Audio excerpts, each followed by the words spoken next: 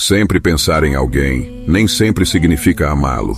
Em alguns casos, é apenas um forte sentimento de piedade ou, pior ainda, ódio em relação a essa pessoa. Quando alguém é dominado por uma ideia, ele a encontra em tudo, como Victor Hugo acreditava. Ele deseja minha cabeça, o coração que ele já tinha em suas mãos não o satisfazia. E o corpo? Bem, o que é o corpo?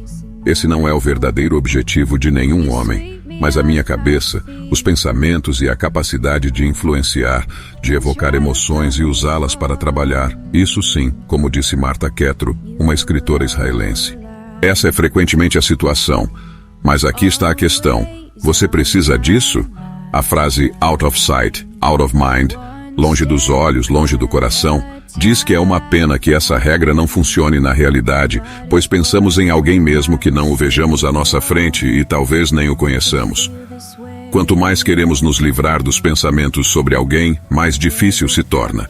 Um dia, um homem perverso e feio chamado Jafar, conhecido e mal visto em todo o bairro, foi até o sábio Koja Nasreen e exigiu: "Transforme-me em alguém bonito. Todos falam de você como um grande homem que pode fazer qualquer coisa. Se você atender ao meu pedido, eu o recompensarei generosamente. Se não, cuidado, você se arrependerá de ter nascido." O sábio aceitou ajudá-lo, embora soubesse que era impossível. No entanto, no horário combinado, ele convidou o agiota e seus parentes para sua casa, para rezar com eles pela concessão da beleza ao parente. Mas havia uma exigência importante. Todos deveriam pensar em um macaco branco que se contorcia diante deles, com presas amarelas, rosto horrendo e cauda longa. Eles deveriam imaginar isso e depois esquecer completamente. A oração começou e eles não deveriam pensar no macaco branco. Caso contrário, Jafar permaneceria feio e corcunda para sempre. Koja Nasreen lançou um cobertor sobre Jafar e o instruiu a caminhar ao redor do fogo, enquanto ele próprio começava a ler as orações, exigindo que todos repetissem após ele.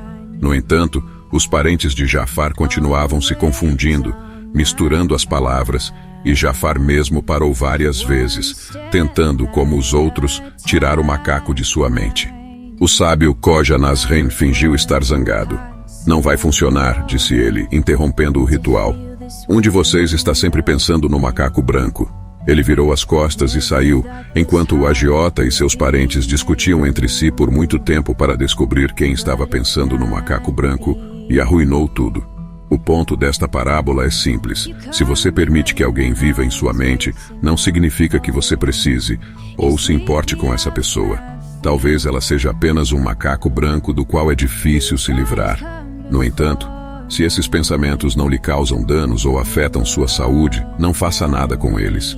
Às vezes, é importante para uma pessoa pensar sobre alguém, para resolver tudo com bom senso e aceitar o resultado final.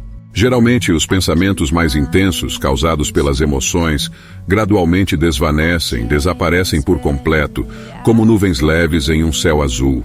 É muito pior quando essas nuvens se reúnem em uma tempestade, os pensamentos se transformam em uma séria depressão, e a pessoa se sente impotente na situação. Quando isso acontece? Primeiro, quando você termina um relacionamento, seja por um curto período ou para sempre, e também após uma briga séria, quando você para de falar um com o outro. Mas, por força das circunstâncias, continua a se encontrar e interagir de alguma forma. Ou talvez você tenha sido gravemente ferido por alguém, ou talvez se apaixonou por alguém que o rejeitou.